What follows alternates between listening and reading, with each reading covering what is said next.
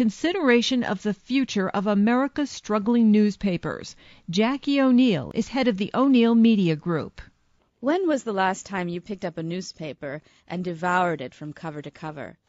If you still enjoy reading a newspaper as one of the best ways to unwind while getting a healthy dose of comprehensive reporting, you may be an anomaly. The Pew Center for Research identified a trend. Fewer Americans are reading print newspapers as more depend on the Internet for their news. And while the percentage of people who read newspapers online is growing rapidly, that growth has not made an impact on the decline of print readership.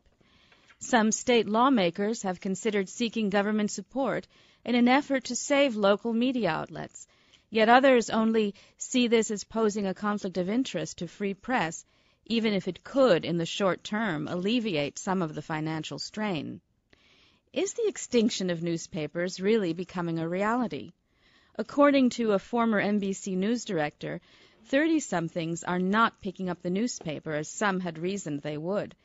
And this is not likely to change. Readership will continue to erode at a faster pace than anticipated. It's alarming how, due to the economic uncertainty these days and the decline of readers, newspapers have been forced to close their doors.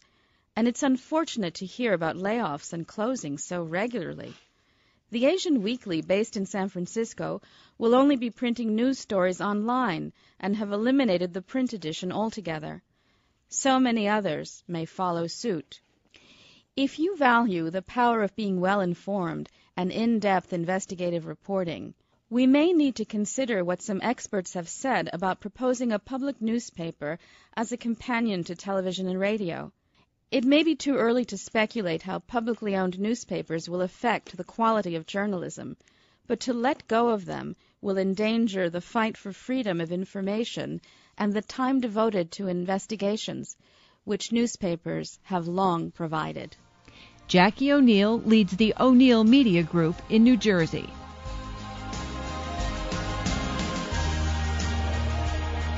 That's it for this week.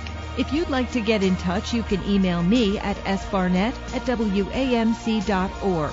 Thanks to Katie Britton and Glenn Busby for production assistance. Our theme music is by Kevin Bartlett.